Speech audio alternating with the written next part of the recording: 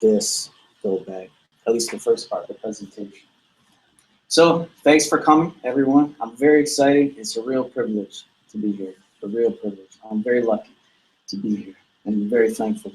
So I hope that this introduction to my dissertation, the proposal, is substantive and gives you a good idea of the direction that I'm going with the dissertation. And your comments and feedback are more than welcome, because I need to make everything right between now and mid-December, when I hope to defend the dissertation altogether. Now, the timing of this presentation seems to be a little late, but I think it's appropriate due to the groundwork theory that I've been doing.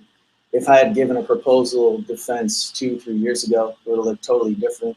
And as I was telling Dr. Miller beforehand, I wouldn't have got to the same place now if I had started in a certain direction then. But I started in a very ambiguous direction 2.5 years ago on this work with the can men, and it ultimately led me to where I am today, which I couldn't be more pleased with. And I hope that I can explain very clearly where I am today and where I will be mid-December through this presentation. The title is a newer one, Hand-to-Mouth Experience of Homelessness in Michigan. I think it sums up as briefly and succinctly as possible the points that I'm trying to make overall in the presentation today and in the dissertation. That picture is not random. It reminds me of a participant in my study, so it kicks me off on the right foot. The structure of this presentation is following the format on the Sociology Department's website. I'm going to talk about the problem of homelessness. I'm going to quantify that regionally and also nationally. I'm going to redefine the problem. I'll deliver my problem statement, touch on theory just a little bit, and literature. It covers about 3 slides, even though it's integrated into the entire presentation. I have 3 hypotheses. I'll talk 1 slide on data, 1 slide on the analysis process, and 2 or 3 slides at the end about the contribution to the field. First, one of the questions I get most frequently when I tell someone I'm studying homelessness, they'll want to know how many homeless people are in America. Quantifying the problem is sort of the first step towards acknowledging the problem and also scoping it. This little chart shows from 2007 to 2014 the number of homeless individuals counted. It's important qualifier, counted in America. So we had about 650,000 counted in 2007, and currently we have 578,424 counted individuals. Now, the counts began in 1983 in 60 municipalities.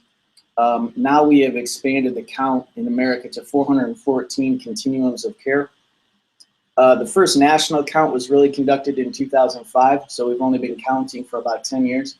But the first real substantive national count was 2007. That's why the chart starts there. There were some problems initially in the count as it began from 2007 to 2009. Large cities like Los Angeles, New Orleans, and Detroit extrapolated the count. They didn't necessarily count every individual. And so what the difference in the 2 lines here is this is the national numbers. Now, if you take out Los Angeles, New Orleans, and Detroit, you see a big difference here in a national decline versus a national incline. So again, the numbers showed a decline. Take out those 3 cities that extrapolated data. In actuality, it was potentially an incline. So I'm showing this because there are problems with the count. The count doesn't necessarily define the problem, but it is, as it is there, 578,424 individuals. Trying to advance slides on their own computer. Another way to quantify the problem is to categorize those individuals that were counted. There are 30 categories available from the point in time counted data. So I would be able to show you any count of, say, unsheltered families in one continuum of care, if that was Lansing, East Lansing, for example. Any one of these categories is currently counted and data is available on it. The current focus of the federal government is really on chronic homelessness and veteran homelessness, so there are a couple categories there. There is some emphasis on young adult homeless And here are the categories for chronic. Yeah, there's chronic, and veteran. These are the current federal focuses. I'm currently focusing my dissertation on just the 5 categories at the top, highlighted in yellow. I'm not really categorizing individuals. I'm just, through convenient sampling, dealing with those who are in the shelter, those who are unsheltered, like tent cities, and individuals.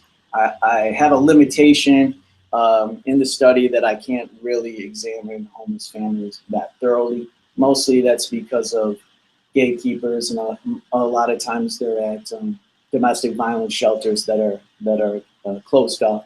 So it's a different population that I don't have as much access to.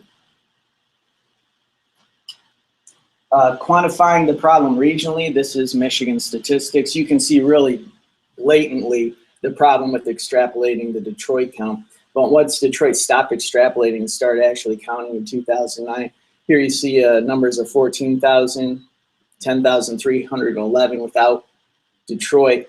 It goes up and down just slightly. In 6 years, we've only decreased homelessness count by about 1,800 in the state. It's gone down, then up, then down, then down, and last count it went up a little bit. I'll give you a couple quick facts through the media representation. There's a 7-year high in Grand Rapids this year. There are 24% fewer homeless in Washtenaw County. There is a focus in Washtenaw County on chronic and veteran homelessness. And there's been a 64% increase in homelessness this year in Genesee County, which is where Flint is. So those are some of the portrayals in the media. I didn't go so far as to look into that data for this presentation, but I'm assuming they didn't get their numbers wrong, although that's not uncommon in the media. One media story I referenced in the proposal said that Chicago had 100,000 homeless individuals, and the real count was 6,000. So I did a screen capture of that just because I couldn't believe what I was reading, that the media would overestimate more than 10, almost 20 times the count. Didn't make much sense, but. Honing into the continuums of care, again, 12,227 homeless individuals in Michigan. You see some counts here, again, highlighting the continuum of care areas that I was focusing my research for this dissertation. Lansing, East Lansing counts 429 homeless individuals. Ann Arbor counts 545. Detroit counts 2,755. There is a large count of 2,253 of what's called the balance of the state. And so that you can see the balance of the state includes upper lower Michigan and a lot of the upper peninsula aside from Marquette. So that's why there's so many just generically counted in that continuum of care. I do a little research in Flint, 635 homeless there. A little in Oakland County, 457 homeless counted there. And to give you some perspective, there are 125 beds at the Delana Center, which is one of the venues of my research. 125 beds. That's at a shelter in Ann Arbor where there are 545 counted individuals.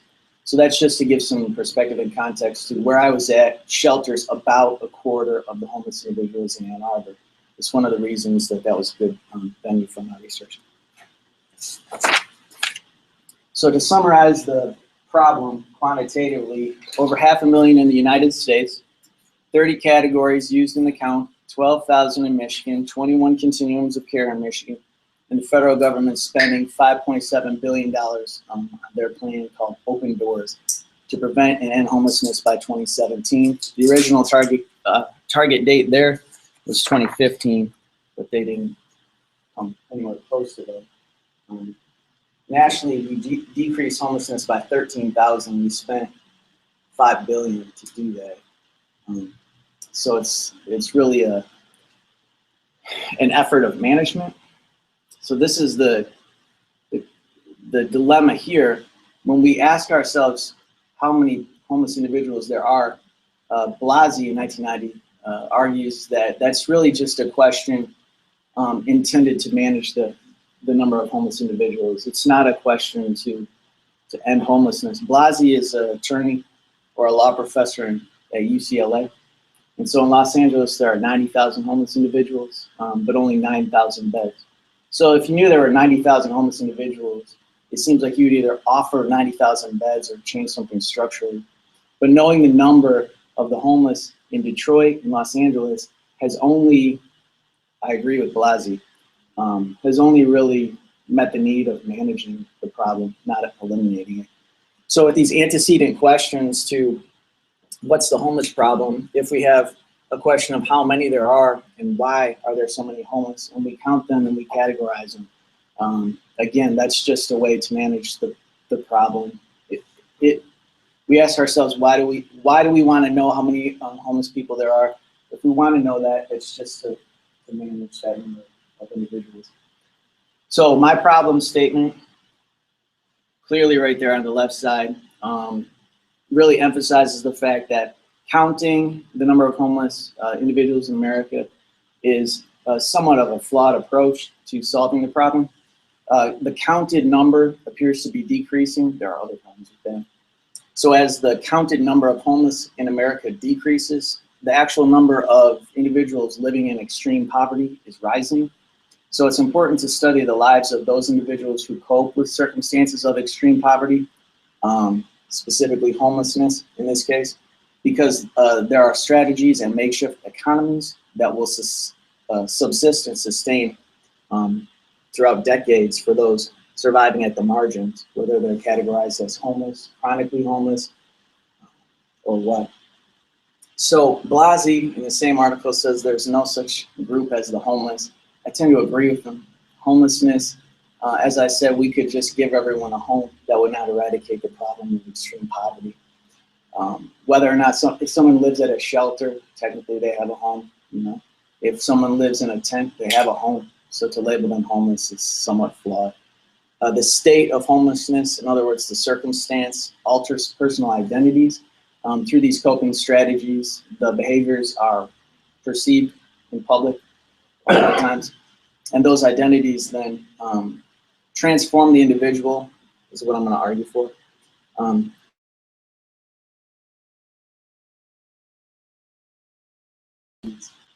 So this is a visualization of the problem that I see. I have an assumption on the next slide, which is structural forces of extreme poverty cause circumstances, specifically homelessness. There is a lack of upward mobility for these individuals who experience homelessness. That circumstance leads to coping strategies. We all have coping strategies with our own lives, but the coping strategies in this situation, which was caused by structural forces, then manifest in activities like begging or living in a tent, sleeping rough. When those are perceived in public, this forms or constructs the identity of the homeless individual, even those individuals that have housing. That identity in the minds of the public becomes the public understanding of the homeless problem, and then that public understanding is going to influence policy creation. So this is sort of a cyclical problem of the origin and implementation of knowledge through policy. So this is, again, a study on homelessness, but homelessness is really a way, as I said, there's no group of homeless, there's only the extremely marginalized. So this is a chart that shows the American families stratified into 5 groups. So there are 81 million families in America. A fifth of those families would be 16 million families. 16 million families. So when you stratify the incomes into fifths, here is the lowest fifth. Those families with household incomes of 15,000 and less would be here. The second, third, and fourth fifths are represented by these lines. And what this means is, what this graph represents is the jump from level to level or tier to tier. So the jump from the lowest fifth income, which is 15,000 for the family, up to the second fifth, which is 38,000 family income. That's a 120% jump. The jump from second to third is here at 40%. The jump from third to fourth income level, fifth, is here at 20 some. And then the fourth to the fifth, highest fifth is there. So what this it shows is that with family income, the hardest leap is from the bottom up to the second. Once people get from second to third and third to fourth, these are middle-class individuals who don't have as hard a time, just statistically, as that jump from lowest to second rung. So this shows a stratification that has existed for 50 years. It also shows that not only is the jump from lowest to second, fifth the hardest, but it's also getting harder as the trend line indicates. So this is not just a problem of housing, giving an individual a house. This is a problem of individual or families in this representation. They have other components of their experience that are making it difficult to be upwardly mobile. The following three slides are theory and literature, just to give a background of where I'm coming from. So this is Anderson, 1923, did the Sociology of the Homeless Man. He talked about daily routines that exemplify limitations or constraints of structures placed on those individuals. Those routines, replicated over and over, show repeatedly the narrow limits and the constraints placed on the individual. So the unit of analysis in my case is the homeless man or woman, and it's going to show social constraints like Anderson did. There are generalizable themes, and I'm looking at the phenomenon of daily life. Structure and action definitions. I look at the structure of the social system as consisting of actors and audiences, for example. These interactions take place in environments, physical, cognitive environments. And the actors on both sides, actor and audience, relate to the situation. They come with prior knowledge, present knowledge, they come with future knowledge. And there's an interaction involving shared symbols. So this is all stuff from Parsons. Berger, I use some social constructionism where the shared symbols of interactions, just here looking at transportation on one of the days of my study. We obviously know that there's a symbol of welfare in the BMW, symbol of authority in the police, symbol of poverty. These are known by all actors in the interaction.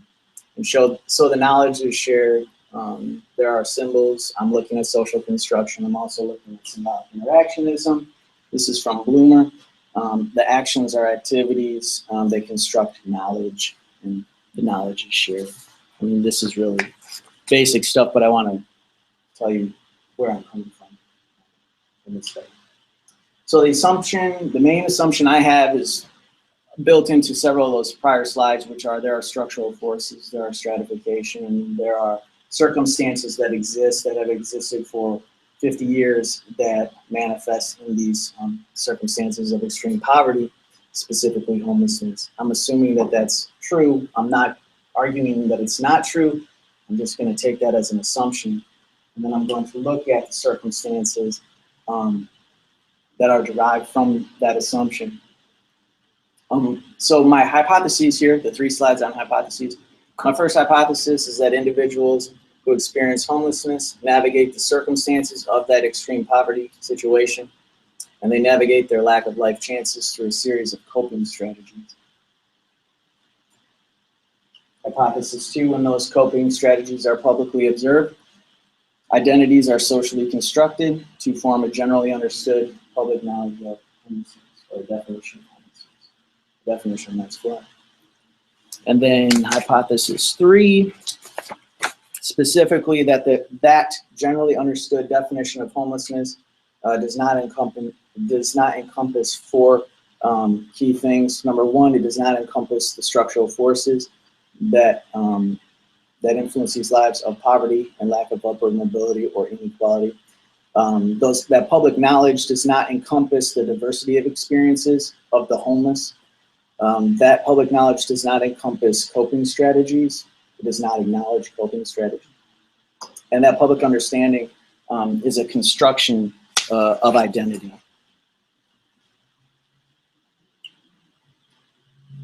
The data that I'm examining is phenomenon of everyday life. I'm going to observe that in public situations mostly, some private. I'm going to perform ethnography. I'm going to take extensive field notes. I'm going to perform casual interviews. I'm going to record a lot of those. Some surveys just to triangulate some of the data. Overall, there's an ethnography, embedded ethnography, coupled with me living there and also me as a civilian interacting with these homeless individuals separately. Visual ethnographic data is used to triangulate my themes. In other words, I'm not coming up with themes strictly from the pictures. I'm going to use those to sort of buttress the themes that I found through my observations. So I'm looking at the construction of reality. Object of my analysis is phenomenon, so it's a lot phenomenological. It's empirical study, and it's somewhat pragmatic. I'm going to analyze the qualitative data, mostly using a tool called Deduce. I'm going to describe what the participants experience and how they experience it. I'm going to conduct grounded theory. I'm going to begin with open coding. I'm going to code themes like coping strategies. I'm going to find emergent categories like the first available option, coping strategy or technique. The codes are going to represent both my expectations and hypotheses, coupled with things I don't expect, like certain surprising information and things that are conceptually interesting. I'm not going to quantify much within my dissertation other than frequency tables. I can show you a slide on that, but it's not going to be a main component.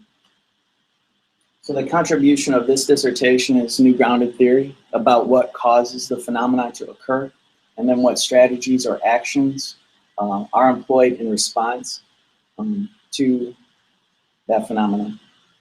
The phenomena that I'm involving are those of extreme poverty, most often situation of homelessness. The responsive actions that I'm explaining, in other words, coping strategies, I expect many of those exacerbate the problem, the pre-existing problem of diminished life chances and lack of upward mobility.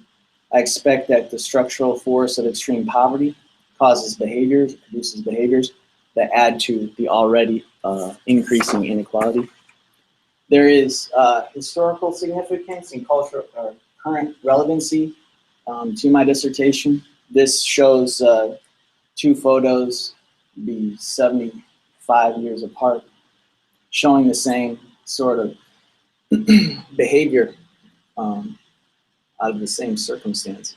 So there's historical connectivity there between these two photos and phenomena, and there's current context here, represented by this photo on the left. Again, the problem is not exclusive to homelessness, and so the contribution to this of this dissertation to the field is not exclusively a contribution of homeless analysis. It is contribution to the overall field of inequality, poverty, and mobility. And this just shows that the rising number of individuals living at 50% of poverty or lower is growing. It's currently over 20 million individuals.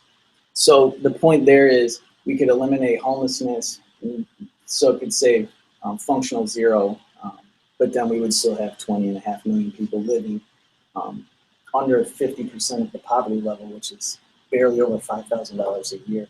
And that's the contribution of this dissertation, is coping with that level of poverty. So it's more than just homelessness. I'm looking at micro phenomena, interactions and situations that I'm going to argue are products and contributing factors to macro social forces. And I just use this picture to show that point of view, which I'm going to argue in depth in the dissertation. This is really a macro structural force, city planning or removal of a public park bench, which significantly influenced this man's day-to-day behaviors, what he does, where he sits, and where he lives. And so I just end on this point of emphasis, which is in the 1980s, there was a spike in homelessness. It was seen by everyone. That's a generalization. it became more visible. Homelessness became more visible in the 80s. There was policies developed in response to it. So now the trend line is that homelessness is decreasing. And so one of my fears would be that as the numbers go down, it's not addressed. The problem of extreme poverty is not addressed through policies as it was in a response to the visual problem of homelessness in the 1980s. So as the number of homeless goes down, I fear that it's going to lose emphasis in the policy. And so the fact that it looked like a third world country in the 80s, I think that it's starting to look less like a third world country, and then people are losing their interest in the homeless, the fight against homelessness. And so the contribution of this dissertation is to sort of expose and just reintroduce other issues than the visual homeless bum on the side of the street. So that is the last slide, other than sort of, these are some of the quantitative tables that I could use in the dissertation, but I plan to use some of them. In case you wanted to know more about deduce, if you're unfamiliar with deduce, these are some of the types of frequency tables that I can use. So that's the substance that I had. That's the message that I wanted to deliver. That's the foundation of my dissertation, my point of view, and that's what I'll be writing in the next 2 months. So, any questions, comments, criticisms? No, reading the dissertation and even in this presentation, you use the term man a lot instead of like a homeless individual. Are these mainly males? I mean, is that a conscious effort to use the term man, or? That's a good question, and I have a conscious effort in that use. It was simply not to say they. So it was just that thing where I picked a pronoun and went with it.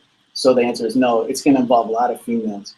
In the dissertation, I'm going to specifically make reference to the gender of the individual. In this presentation, just so that I didn't have to say they, I chose man. That's all it is. I have other questions. Some of this clarification, like I play baseball here in Lansing area, and after games at Muni, I think we talked about this, we have homeless individuals come out and collect the beer cans and so on. When they're doing counts, is this a certain time of year that they're doing counts? Because we understand a lot of these people leave, they get on a train, they find transportation out of here during winter, and they come back in the summer. Yeah, that really stirs up a lot in me because there are so many problems with the count.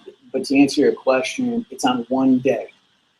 In the dissertation, in the study, I participated in the count, the counting. I went out and counted. We counted 0 people. You didn't look very hard. So it's frustrating. Yeah, no, I can imagine it is. That's why I was. So that is, and it is a night in January. So specifically on a cold night. Who determines what day? I mean, is it a federal thing, a state thing, a that organization thing? It's definitely a federal thing.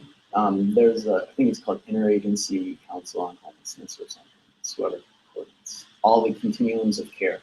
And that's how it is employed through the 414 continuums of care. So that continuum of care, they know the shelters and all the agencies. So it's like a collection of the shelters and the missions, and everybody kind of might know where everyone's hiding out. So I'm assuming they know about the tent city behind Muni. I don't know how they could, but whether or not they capture all that is, who knows? And it's volunteers that go out and count. So you get these upper middle class people in Oakland County that are just not trying hard.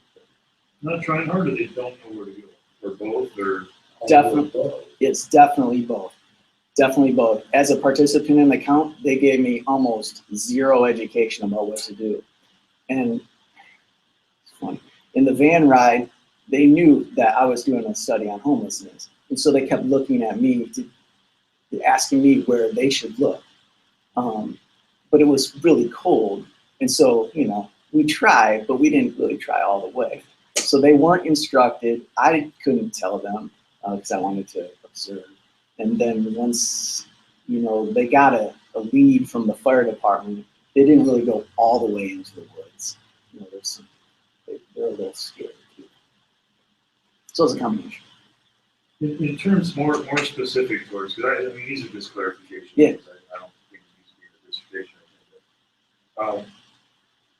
And again, not this is a critique that you have to do or not do, but the notion of hypotheses and symbolic interaction don't always go together. Mm-hmm. Is this just a term you're using? They didn't really look like the typical hypotheses, but more a matter of these are, they use the term sensitizing concepts, this notion of structure. These are things I want to look at, but you're not really testing them, or are you testing them in a hypothesis? Yeah, that's a good question too. I followed the format to follow the format, okay. And I am not really planning to test hypotheses. I would say you can use these as like Toby says, sensitizing concepts or key questions. Mm. Don't even use people don't use hypotheses generally with qualitative methods, partially because how do you know? I mean, you have a general inkling that, usually a hypothesis involves,